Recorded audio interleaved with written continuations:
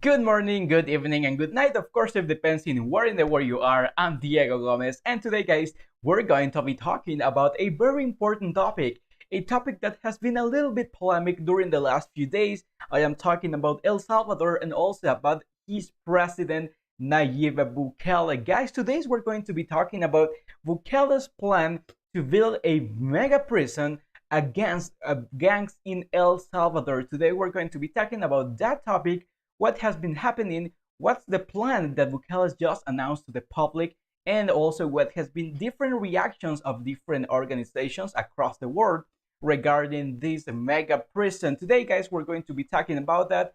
And I want to start with a very important topic. And also, I want you to know what is this about and what is this prison going to do and how it is named. Today, guys, we're going to be talking about that. I have right here the picture of President Bukele, who announced that the construction work has begun on the Terrorism Conference Center. It is a new prison far from the cities of El Salvador, which will have several levels of walls and also 37 watchtowers, something that, according to the president on his Twitter account, will make an escape impossible. We need to take in account. I remember that also I have right here some pictures of this work that has begun a few weeks ago. And we need to also remember that during this President Bukele in El Salvador, since the end of March of this year, when the emergency regime was implemented in response to a spike in violence that in a single day left 62 murders, the government of El Salvador has captured more than 41,000 people, according to public security authorities on the country. And now, like I was telling you, Bukele said that on Twitter that they are going to build this penitentiary center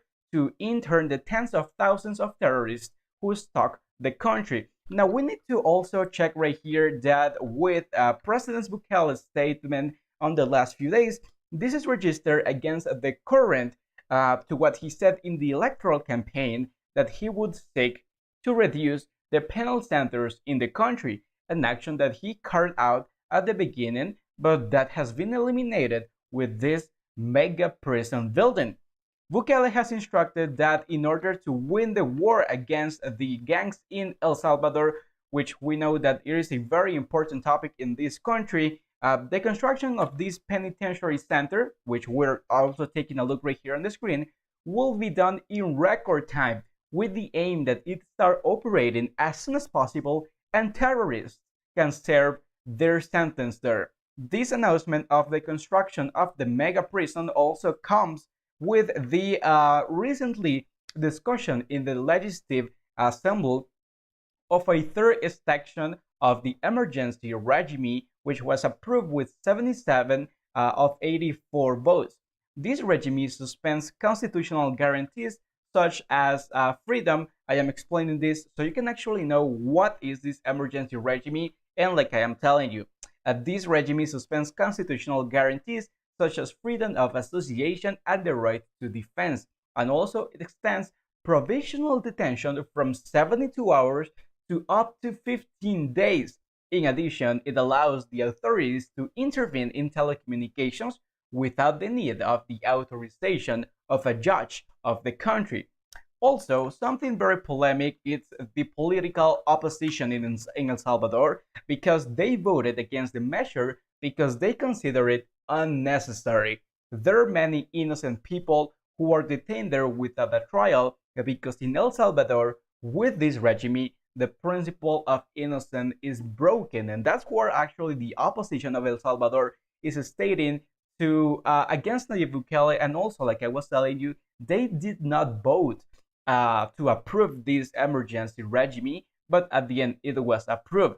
Also, different international organizations such as Amnesty International criticize the continuity of the emergency regime and request unsuccessfully the suspension of this measure after a report released in June revealed that it has violated human rights. Also, Bukele's group answered to Amnesty International and they stated that they do not live there in El Salvador and they have not suffered the fear that thousands of Salvadorians have had to suffer in the country. Also, we should remember that the president of El Salvador, Nayib Bukele, focused his speech on the third year of government on the so-called war against gangs, and affirmed that he is about to win this war, and also emphasizing that the country is sovereign and independent. Also, we need to remember that President Nayib Bukele has baptized the actions framed in this exceptional regime implemented since the end of March after a wave of violence that claimed the lives of 87 people in 3 days as war against gangs. Also, we should take in account that during the third-year speech of Nayib Bukele, he said that he is there to tell everyone something that many thought was impossible and that until recently no one would have believed was the case. We are about to win the war against gangs. Guys, this is the situation at this moment in El Salvador related to this mega prison.